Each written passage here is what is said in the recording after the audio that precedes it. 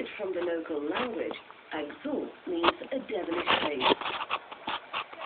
Until recently, there wasn't a single road in the area. A helicopter lands here once a week if the weather conditions are suitable.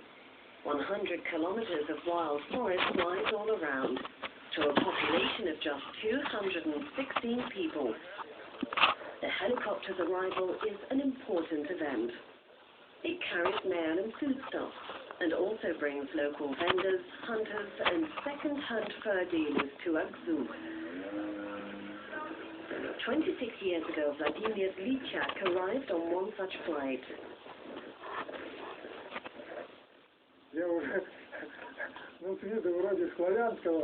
From my appearance, I look Slavic, but in every other way, I'm Udigean. In the way of life, thinking, everything. For them, the taiga is the most important thing. A river, freedom, liberty. So I've become pretty much the same.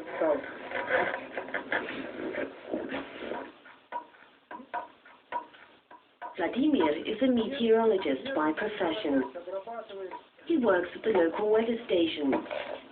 Vladimir is one of the few people in the village who knows the technology behind Udigean ski making. The main task is to find a tree which will split in half as soon as it's hit with an axe.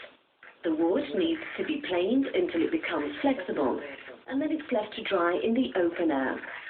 It's then covered in camouflage, a thin piece of leather with a wool lining, which comes from Manchurian deer skins. You can even climb a very steep hill. They don't slip against the wall.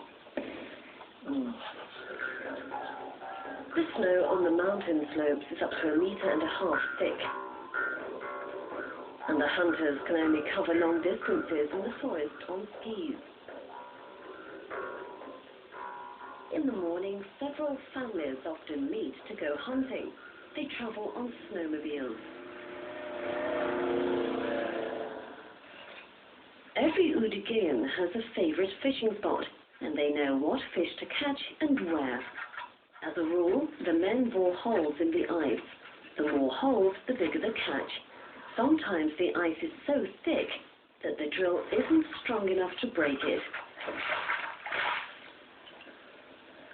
The Udigeans believe fishing is a woman's job, though the men also get lucky sometimes.